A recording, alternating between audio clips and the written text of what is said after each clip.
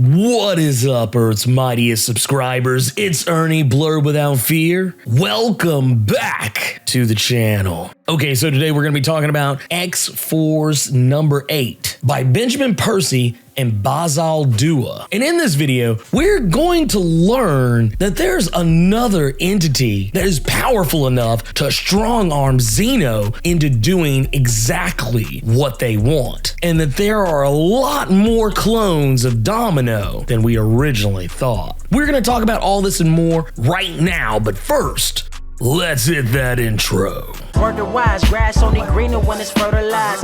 Gave them truth in these songs, they prefer to lies. Destiny beautiful, adrift in her purple lies. You can't see me, you Stevie, wondering how I reach more evolutions than Evie and make it look easy. Before we get started, if you want to see more awesome comic book videos like this one, it only takes 2 clicks to become one of Earth's mightiest subscribers. Click.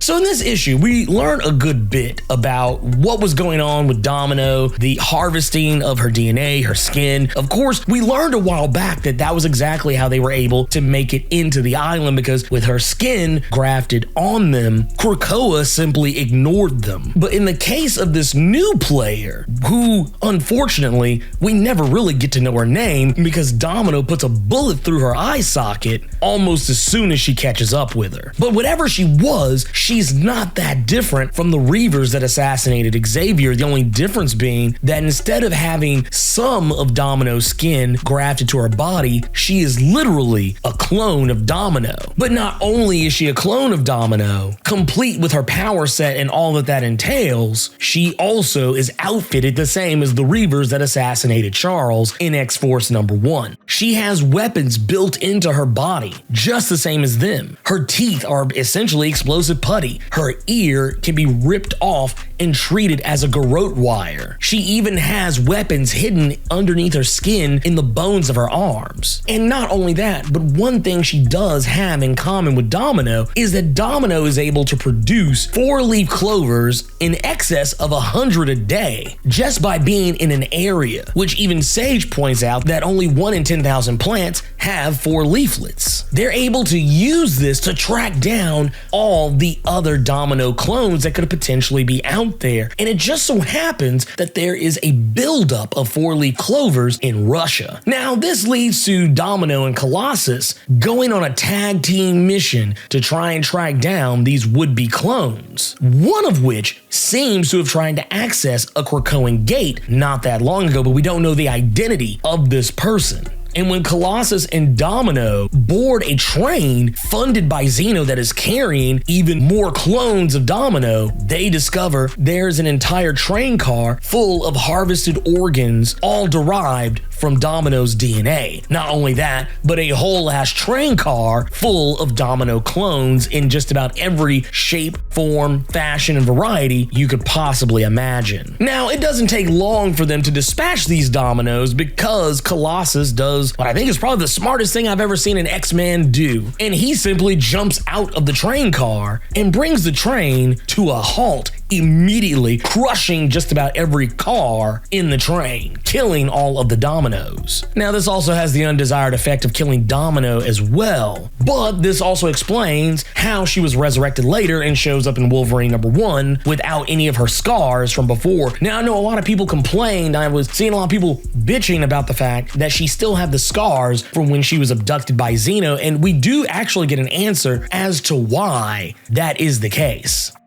Domino didn't have her scars healed because she didn't want to. She wanted to remember everything that Zeno did to her. She even says this to Colossus before they go on mission. She reveals that I don't want to get rid of these because I don't ever want to forget what Zeno did to me. I don't ever want to forget the things I've experienced. And now that she's dying in Colossus's arms, Colossus promises he's going to get her back to Krakoa so she can be resurrected. But the one thing she begs him not to do, that she doesn't want to forget. She still wants to remember everything. The pain, the torture, being captured, being harnessed and harvested for her organs. She doesn't want to forget a single piece of it. And she tells Colossus that she refuses to die until he promises. We do know that she is back and she doesn't have any of the scars. Now, as to whether or not she remembers, but that is something that I feel that's a story thread that I think will be picked up later and addressed at some point, because once again, this all goes back to their conversation. Colossus is kind of in this state where he actually wants to die and he doesn't want to remember what happened to him. He doesn't want to remember the trauma that he has suffered at the hands of his country. But Domino, she is the polar opposite of that.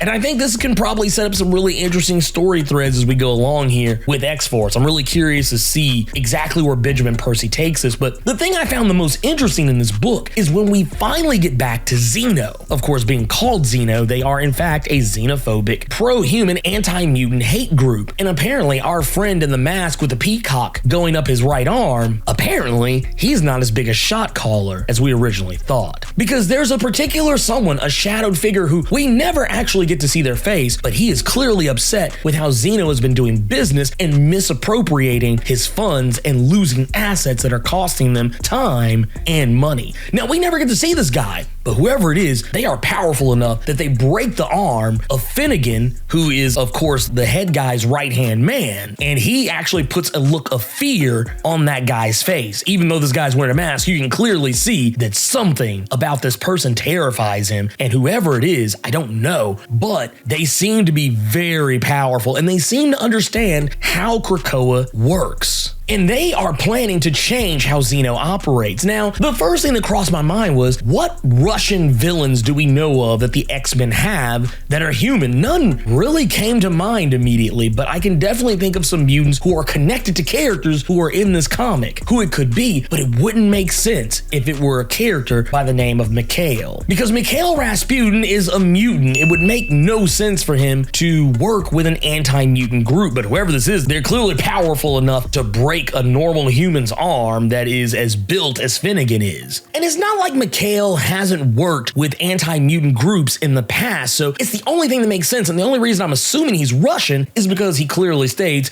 that he lost a lot of rubles on this one. My money is on Mikhail. I'm just gonna go ahead and throw that out there right now. I'm not saying it's 100%, but he's the only character that makes the most sense to me, considering the fact that Colossus is becoming a much bigger character in this X-Force comic, and that Russia is featuring pretty prominently in these last, 2 or 3 issues. But anyways, you tell me who you think it is. Sound off in the comments. So hey, you made it to the end of the video. Awesome for you. If you enjoyed this video, and if you made it this far, I don't see how you didn't, do me a favor.